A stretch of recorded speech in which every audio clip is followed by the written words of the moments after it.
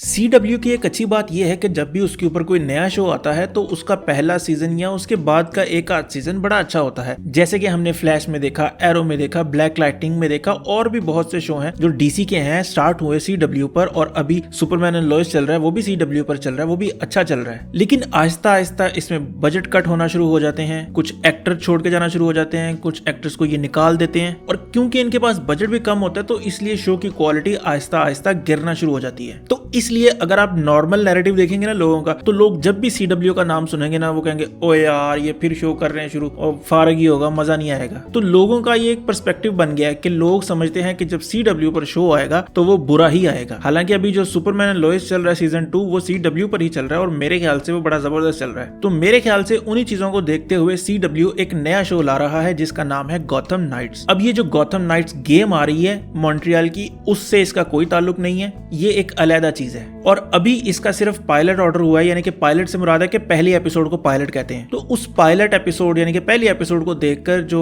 Producer वगैरह हैं जो पैसा लगा रहे हैं वो लोग ये अंदाजा लगाएं कि यार ये शो अच्छा है, देखने के काबिल है या नहीं। तो अगर ये शो अच्छा लगता है उन लोगों को तो वो इसको ग्रीन लाइट देंगे और इसके नए एपिसोड्स हमें देखने को मिलेंगे। और अगर उनको नहीं अच्छा लगता तो वो उसको वहीं पर स्क्रैप कर देंगे, पहली एपिसोड भी नहीं शो करेंगे और इसका जो पूरा आइडिया है वो गटर में डाल देंगे। तो इस पायलट एपिसोड का थोड़ा सा उन्होंने एक साइनॉप्सिस दिया है, वो मैं आप लोगों के साथ शेयर कर देता हूं कि उस पायलट एपिसोड में क्या होने वाला है, या अगर ये शो बनता है तो उस पूरे शो की क्या स्टोरी होने वाली है। तो होता यह है कि ब्रूस वेन का कत्ल हो जाता है और उसका जो अडॉप्टेड सन है, अब ये नहीं बताया कि कौन से अडॉप्टेड सन की बात कर रहे हैं। जाहिर सी बात है कि जो अडॉप्टेड सन इन्होंने लिखा है वो साथ में रिबेलियस लिखा है। रिबेलियस जो जितने भी अडॉप्टेड सन है उसमें से जेसन टॉड है और उसका जो अपना बेटा है यानी डेमियन वेन, अगर हम बात करेंगे उसकी तो उसके साथ अडॉप्टेड तो नहीं लगाएंगे, तो हालांकि है तो वो भी रिबेलियस, लेकिन उसके साथ हम अडॉप्टेड नहीं लगाएंगे। तो अगर इन्होंने अडॉप्टेड भी लगाया है और रिबेलियस भी लगाया है, इसका मतलब है जेसन टॉड की ही बात हो रही है। तो होता यह है कि ब्रूस वेन का मर्डर हो जाता है और ये मर्डर पड़ जाता है जेसन टॉड के ऊपर। तो पुलिस उसके पीछे पड़ जाती है कि यानी सबको ये लगता है कि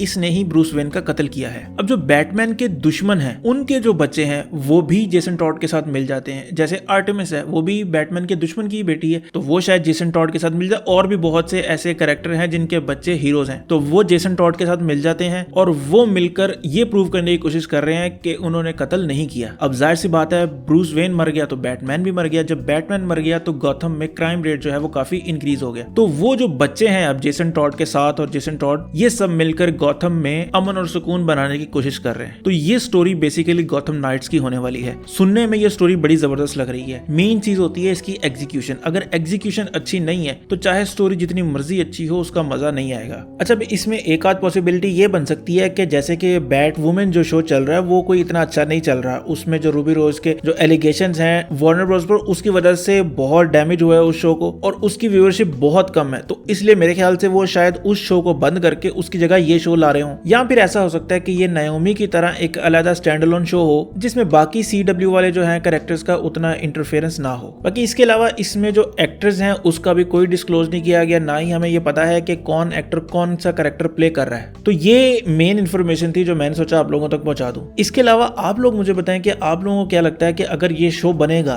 तो क्या अच्छा होगा और या इस शो को नहीं बनना चाहिए, क्योंकि CW का जो ट्रैक रिकॉर्ड है उसकी वजह से लोगों को ना उम्मीदी है। तो इसलिए बहुत से लोग चाह रहे हैं। तो आप लोग क्या चाहते हैं कि इस शो को बनना चाहिए या नहीं?